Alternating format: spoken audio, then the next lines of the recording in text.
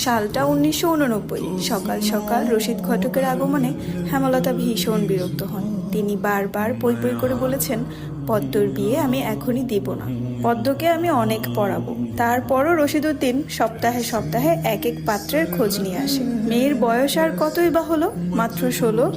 শামসুল আলমের মেয়ের বিয়ে হয়েছে 24 বছরে, পদ্মর বিয়েও তখনই হবে। পদ্মর বিয়ে হবে পদ্মর পছন্দ মতো। হেমলতা রশিদউদ্দিনকে দেখেও না দেখার ভান ধরলেন। রশিদ একদলা থুতু ফেললেন উঠোনে। তারপর হেমলতার উদ্দেশ্যে বললেন, বুঝছো পদ্মের মা, এইবার যে পাত্র আনছি একবারে খাঁটি হীরা। তারপর হেমলতা বিরক্ত ভরা কণ্ঠে জবাব দিলেন, আমি আমার মেয়ের জন্য এখনই পাত্র চাইনি। তবুও বারবার কেন আসেন আপনি? যুবতী মাইয়া ঘরে রাহন বালা না।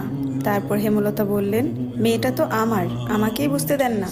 হেমলতার কণ্ঠে বিরক্তি ঝরে পড়ছে। রশিদ অনেক চেষ্টা করেও সুবিধা করতে পারলেন না। ব্যর্থ থমথমে মুখ নিয়ে সড়কে পা রাখেন। প্রতিদিনই কোনো না কোনো পাত্র এসে হাতে টাকা গুজে দিয়ে বলবে, মোর্শেদের বড় ছেড়িডারে চাই। রশিদ নিজে নিজে বিড়বিড় করে আওড়ান, গ্যারামে কি আর কোনো সেরি নাই? এই একটা সেরিরেই কেন সবার চোখে পড়তে হইব? চাইলেই কি সব পাম যায়? পূর্ণা স্কুলের জামা পরে পদ্মজাকে ডাকলো, আপা, এই আপা, স্কুলে যাবি না? আপারে। পদ্মজা পিট পিট করে চোখ খুলে কোনো মতে বলল, না। পরপরই চোখ বুজে ঘুমে তলিয়ে গেল। পূর্ণা নিরাশ হয়ে মায়ের রুমে আসে। আম্মা, আপার কি হইছে, স্কুলে যাইব না? হেমলতা বিছানা ঝাড়া রেখে পূর্ণার দিকে কড়া চোখে তাকান। রাগী স্বরে বলেন, যাইব কি, যাবে বলবি। পূর্ণা মাথা নত করে ফেলল।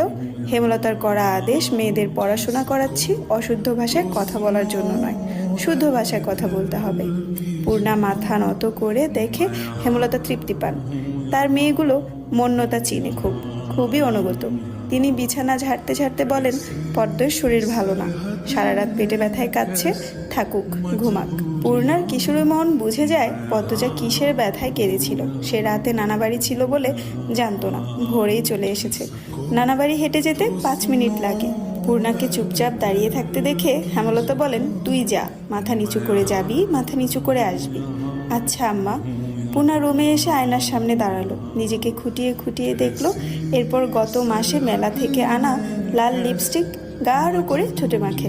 14 বছরের পূর্ণা ইদানিং খুব সাজতে ইচ্ছে করে। হেমলতা সেজেগুজে স্কুলে যাওয়া পছন্দ করেন না বলে পূর্ণা আগে থেকে লিপস্টিক মাখেনি। টিনের দেয়ালে কাঠের ঘড়ির কাঁটায় 10টা বাজলো মাত্র, এখনো পদ্মজা উঠল না। হেমলতা মেয়েদের রুমে ঢুকেন। পদ্মজা 2 হাত ভাঁজ করে ঘুমাচ্ছে। জানালার পর্দা ভেদ করে আসা আলতো পেলব রৌদ্রের স্পর্শে পদ্মজার মিশ্রণ, পাতলা ঠোঁট, ফর্সা ত্বক চিকচিক করছে। হেমলতা